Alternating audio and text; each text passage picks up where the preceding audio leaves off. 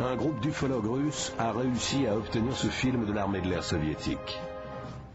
Il a été rendu accessible par le ministère de la Défense soviétique juste avant l'arrivée au pouvoir de Boris Yeltsin. Voici une vue prise du cockpit d'un chasseur MiG-23 qui a décollé en urgence pour intercepter deux éléments inconnus. Voici maintenant les deux éléments qui semblent se confondre. Voici le même plan au ralenti.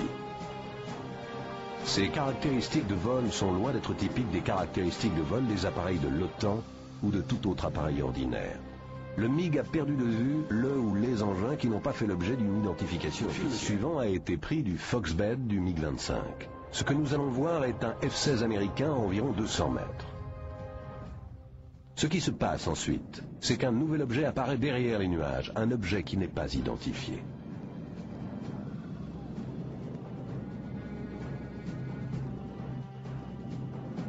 Voici à nouveau l'avion américain à la même altitude que le MiG, et voici l'objet qui surgit derrière le F-16, qui descend et entre dans la couche de nuages.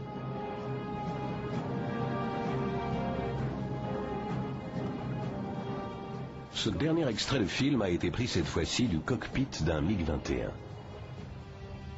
L'avion qui a filmé a fait un décollage en urgence avec trois autres appareils pour intercepter un appareil inconnu, volant à très grande vitesse, qu'on voit ici sous la forme d'un grand objet cylindrique. À l'approche des avions russes, l'OVNI accélère soudain et disparaît. Le voici à nouveau. Vous remarquerez que le cylindre semble se déplacer jusqu'à présent à la même vitesse que les MiG. Et puis il accélère, et d'après les pilotes, il a dû atteindre Mach 3 en 10 secondes environ. Ce film a été rendu accessible quand les militaires soviétiques n'ont pas réussi à identifier l'objet. Voici maintenant un autre film montrant des pilotes interceptant quelque chose. Il y a eu de nombreux comptes rendus et études concernant les interceptions. Ce qui nous intéressait, c'était le potentiel de grande vitesse de ces objets. On estime la taille de celui-ci à 2 fois la taille d'un MiG-21.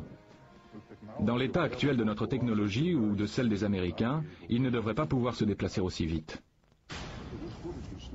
Ce film est très intéressant parce que, à mon avis, les Russes n'avaient aucune idée de ce que ça pouvait bien être. Leurs chasseurs sont au moins aussi bons que les nôtres et pourtant, ils se retrouvaient face à quelque chose qu'ils ne pouvaient pas intercepter. Aucun appareil de notre connaissance ne peut atteindre une telle vitesse d'accélération.